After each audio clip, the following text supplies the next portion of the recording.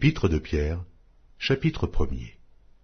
Pierre, apôtre de Jésus-Christ, à ceux qui sont étrangers et dispersés dans le Pont, la Galatie, la Cappadoce, l'Asie et la Bithynie, et qui sont élus selon la prescience de Dieu le Père par la sanctification de l'Esprit, afin qu'ils deviennent obéissants, et qu'ils participent à l'aspersion du sang de Jésus-Christ, que la grâce et la paix vous soient multipliées.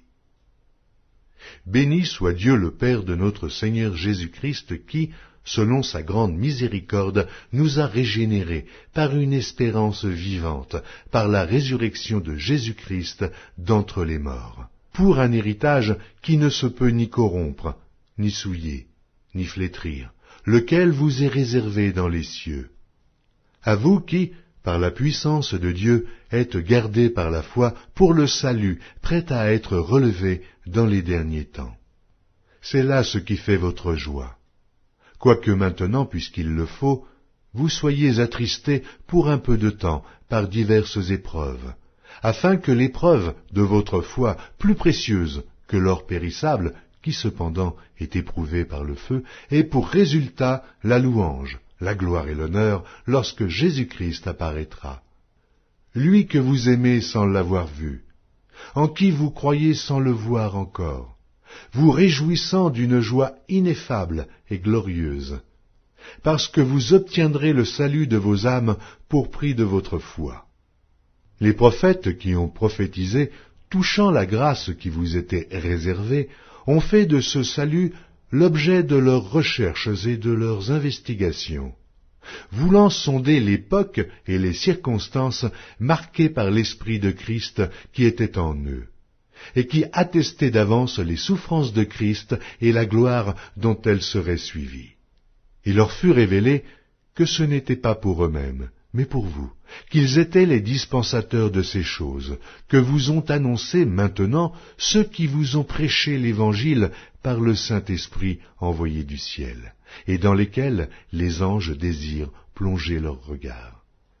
C'est pourquoi saignez les reins de votre entendement, soyez sobres, et ayez une entière espérance dans la grâce qui vous sera apportée lorsque Jésus-Christ apparaîtra. Comme des enfants obéissants, ne vous conformez pas aux convoitises que vous aviez autrefois, quand vous étiez dans l'ignorance. Mais puisque celui qui vous a appelé est saint, vous aussi, soyez saints dans toute votre conduite, selon qu'il est écrit, « Vous serez saints, car je suis saint. » Et si vous invoquez comme Père celui qui juge selon l'œuvre de chacun, sans acception de personne, conduisez-vous avec crainte pendant le temps de votre pèlerinage, sachant que ce n'est pas par des choses périssables, par de l'argent ou de l'or, que vous avez été rachetés de la vaine manière de vivre, que vous avez hérité de vos pères, mais par le sang précieux de Christ, comme d'un agneau sans défaut et sans tache, prédestiné avant la fondation du monde et manifesté à la fin des temps, à cause de vous, qui par lui croyez en Dieu, lequel l'a ressuscité des morts et lui a donné la gloire, en sorte que votre foi et votre espérance reposent sur Dieu. Ayant purifié vos âmes en obéissant à la vérité pour avoir un amour fraternel, sincère, aimez-vous ardemment les uns les autres de tout votre cœur, puisque vous avez été régénérés, non par une semence corruptible, mais par une semence incorruptible, par la parole vivante et permanente de Dieu. Car toute chair est comme l'herbe, et toute sa gloire comme la fleur de l'herbe. L'herbe sèche, et la fleur tombe. Mais la parole du Seigneur demeure éternellement, et cette parole est celle qui vous a été annoncée par l'Évangile.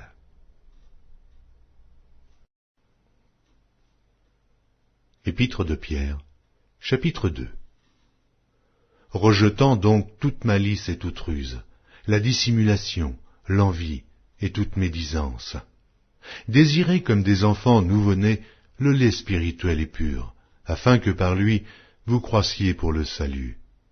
Si vous avez goûté que le Seigneur est bon, Approchez-vous de lui, pierre vivante, rejetée par les hommes, mais choisie et précieuse devant Dieu. Et vous-même, comme des pierres vivantes.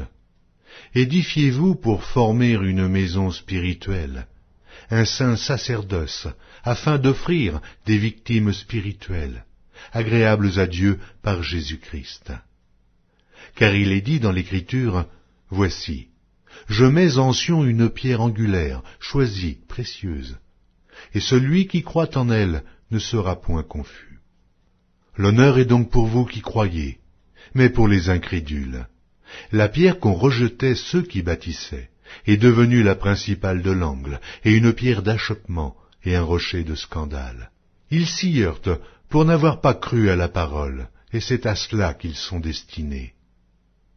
Vous, au contraire, vous êtes une race élue, un sacerdoce royal, une nation sainte, un peuple acquis, afin que vous annonciez les vertus de celui qui vous a appelé des ténèbres à son admirable lumière. Vous qui autrefois n'étiez pas un peuple, et qui maintenant êtes le peuple de Dieu, vous qui n'aviez pas obtenu miséricorde, et qui maintenant avez obtenu miséricorde. Bien-aimés, je vous exhorte, comme étrangers et voyageurs sur la terre, à vous abstenir des convoitises charnelles qui font la guerre à l'âme. Ayez au milieu des païens une bonne conduite, afin que là même où ils vous calomnient, comme si vous étiez des malfaiteurs, ils remarquent vos bonnes œuvres et glorifient Dieu au jour où il les visitera. Soyez soumis à cause du Seigneur à toute autorité établie parmi les hommes, soit au roi comme souverain, soit au gouverneur comme envoyé par lui pour punir les malfaiteurs et pour approuver les gens de bien. Car c'est la volonté de Dieu qu'en pratiquant le bien, vous réduisiez au silence les hommes ignorants et insensés, étant libres, sans faire de la liberté un voile qui couvre la méchanceté, mais agissant comme des serviteurs de Dieu. Honorez tout le monde, aimez les frères, craignez Dieu, honorez le roi. Serviteurs, soyez soumis en toute crainte à vos maîtres, et non seulement à ceux qui sont bons et doux, mais aussi à ceux qui sont d'un caractère difficile. Car c'est une grâce que de supporter des afflictions par motif de conscience envers Dieu, quand on souffre injustement. En effet, quelle gloire y a-t-il à supporter de mauvais traitements pour avoir commis des fautes? Mais si vous supportez la souffrance lorsque vous faites ce qui est bien, c'est une grâce devant Dieu. Et c'est à cela que vous avez été appelés, parce que Christ aussi a souffert pour vous, en laissant un exemple, afin que vous suiviez ses traces. Lui qui n'a point commis de péché, et dans la bouche duquel il ne s'est point trouvé de fraude. Lui qui injuriait ne rendait point d'injure, maltraité ne faisait point de menaces, mais s'en remettait à celui qui juge justement. Lui qui a porté lui-même nos péchés en son corps sur le bois, afin que, morts au péché, nous vivions pour la justice. Lui par les meurtrissures duquel vous avez été guéris. Car vous étiez comme des brebis errantes, mais maintenant, vous êtes retournés vers le pasteur et le gardien de vos âmes.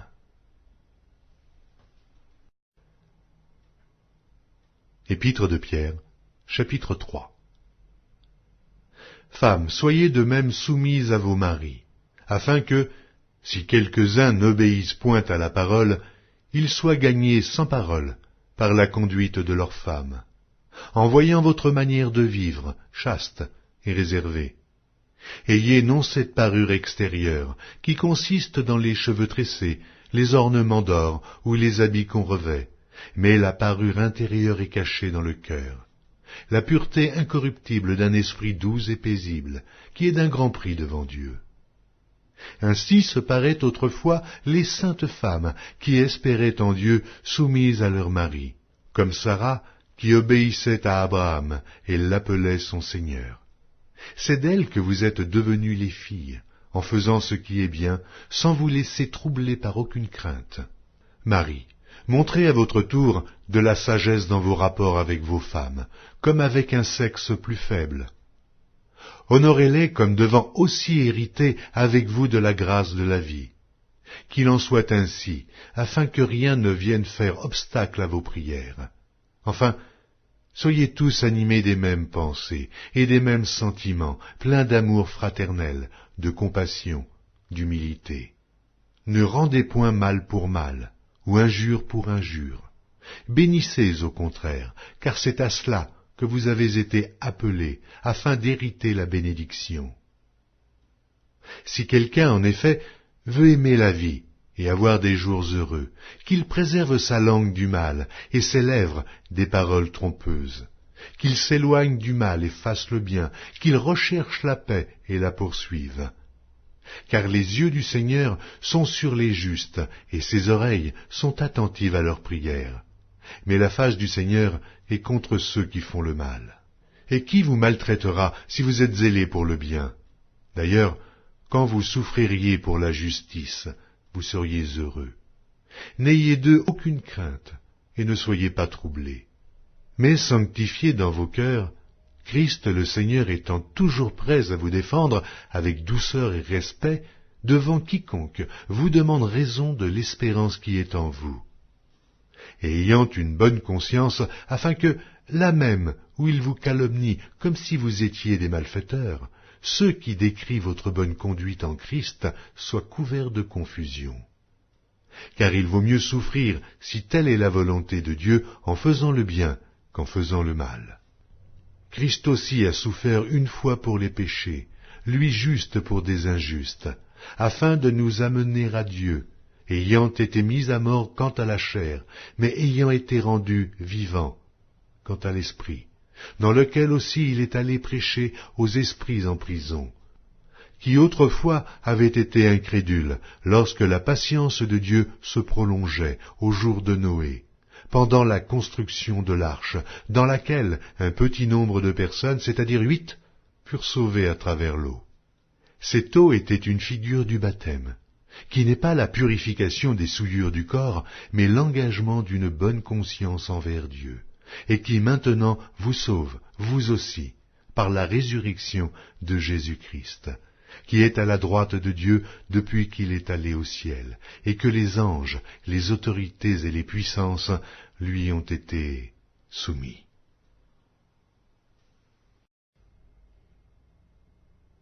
Première épître de Pierre, chapitre 4. Ainsi donc, Christ ayant souffert dans la chair, vous aussi, armez-vous de la même pensée, car celui qui a souffert dans la chair en a fini avec le péché, afin de vivre non plus selon les convoitises des hommes, mais selon la volonté de Dieu, pendant le temps qui lui reste à vivre dans la chair. C'est assez, en effet, d'avoir dans le temps passé accompli la volonté des païens, en marchant dans la dissolution, les convoitises, l'ivrognerie, les excès du manger et du boire, et les idolâtries criminelles. Aussi trouve-t-il étrange que vous ne vous précipitiez pas avec eux dans le même débordement de débauche, et ils vous calomnient. Ils rendront compte à celui qui est prêt à juger les vivants et les morts.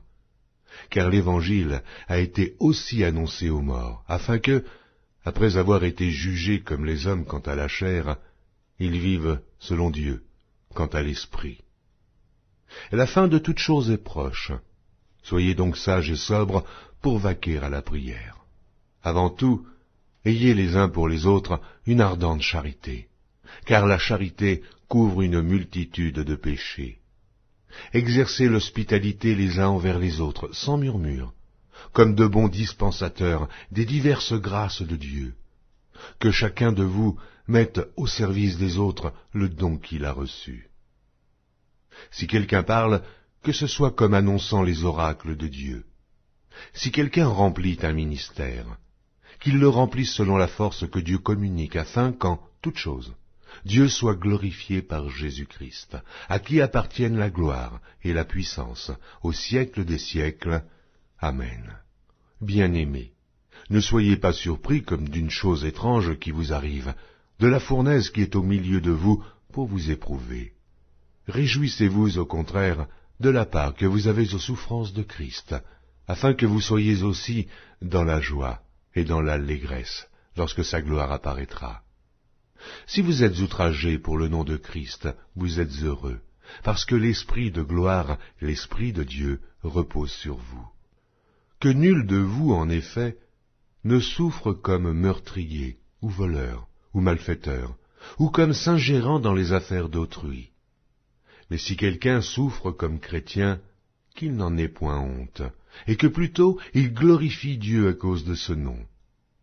Car c'est le moment où le jugement va commencer par la maison de Dieu. Or, si c'est par nous qu'il commence, quelle sera la fin de ceux qui n'obéissent pas à l'évangile de Dieu? Et si le juste se sauve avec peine, que deviendront l'impie et le pécheur? Ainsi que ceux qui souffrent selon la volonté de Dieu remettent leur âme au fidèle Créateur en faisant ce qui est bien. Première épître de Pierre, chapitre 5. Voici les exhortations que j'adresse aux anciens qui sont parmi vous, moi, ancien comme eux, témoin des souffrances de Christ et participant de la gloire qui doit être manifestée. Paissez le troupeau de Dieu qui est sous votre garde, non par contrainte, mais volontairement, selon Dieu, non pour un gain sordide, mais avec dévouement, non comme dominant sur eux qui vous sont échus en partage, mais en étant les modèles du troupeau. Et lorsque le souverain pasteur paraîtra, vous obtiendrez la couronne incorruptible de la gloire. De même, vous qui êtes jeunes, soyez soumis aux anciens. Et tous dans vos rapports mutuels, revêtez-vous d'humilité, car Dieu résiste aux orgueilleux, mais il fait grâce aux humbles. Humiliez-vous donc sous la puissante main de Dieu, afin qu'il vous élève au temps convenable, et déchargez-vous sur lui de tous vos soucis, car lui-même prend soin de vous. Soyez sobres, veillez. Votre adversaire, le diable, rôde comme un lion rugissant, cherchant qui il dévorera. Résistez-lui avec une foi ferme, sachant que les mêmes souffrances sont imposées à vos frères dans le monde. Le Dieu de grâce, qui vous a appelés en Jésus-Christ à sa gloire éternelle, après que vous aurez souffert un peu de temps, vous perfectionnera lui-même, vous affermira, vous fortifiera, vous rendra inébranlable. À lui soit la puissance au siècle des siècles. Amen. C'est par Sylvain, qui est à mes yeux un frère fidèle, que je vous écris ce peu de mots, pour vous exhorter et pour vous attester que la grâce de Dieu à laquelle vous êtes attachés est la véritable. L'Église des élus qui est à Babylone vous salue, ainsi que Marc, mon fils. Saluez-vous les uns les autres par un baiser d'affection. Que la paix soit avec vous tous qui êtes en Christ.